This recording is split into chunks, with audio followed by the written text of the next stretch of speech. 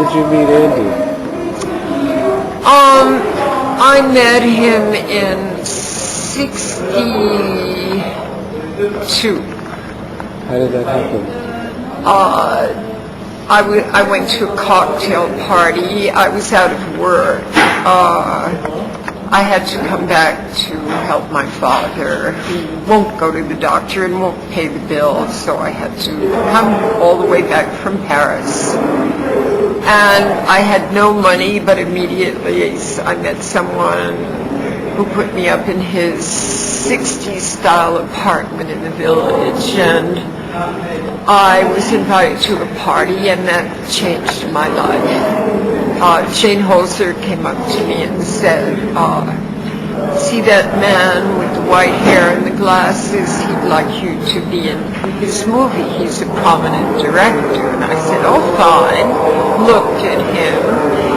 And then on the first shoot, I fell madly in love with him. It was called Wives of Dracula. I was one of the wives with the blood trickling down my mouth. And you could see in that photo how madly in love I was, what was happening to me. And it never stopped. Even when I married their father, it still didn't stop. The love still remained, and finally we divorced because my husband was going a bit mad, and Andy and I were very affectionate. He told me he loved me, and I'm a woman. So we were extremely sensual together. We did not go all the way, but the feeling of love was 1,000% pure. And that is why no one could give me the intensity of the vibrations ever again. I know that. So I'm not even expecting it. I'm not looking for it.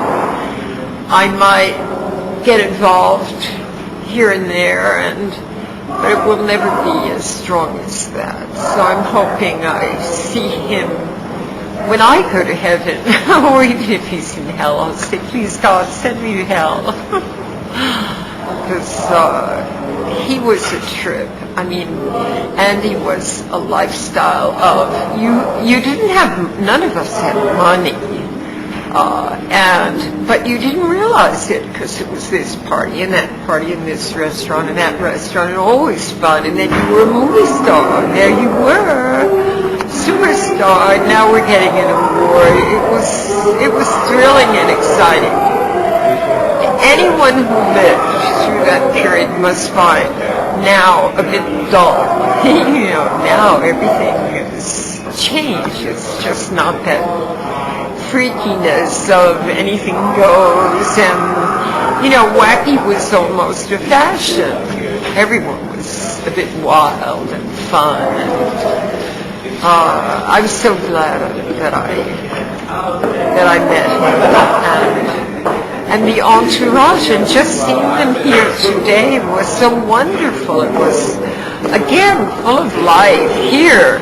Most people when they grow old, they kind of get deformed and can't stand up or something, but these people are still swingers. It was so cute. They're like, Alter had the purple hair, and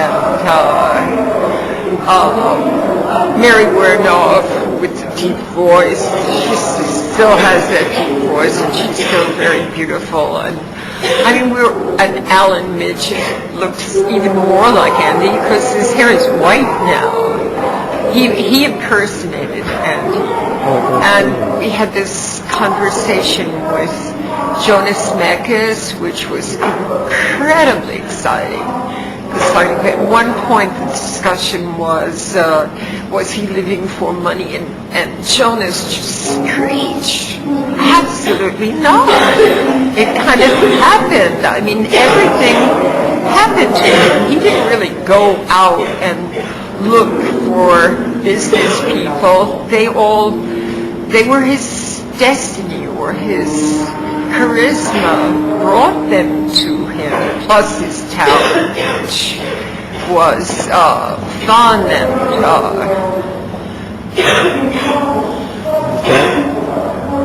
Was that going on when you met him, or did you see that kind of unfold?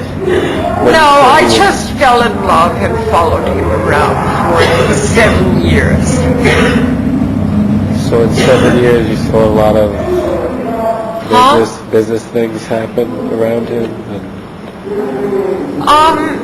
No, it was just a fun lifestyle, and I've never had that much fun, and being in love is always a great feeling.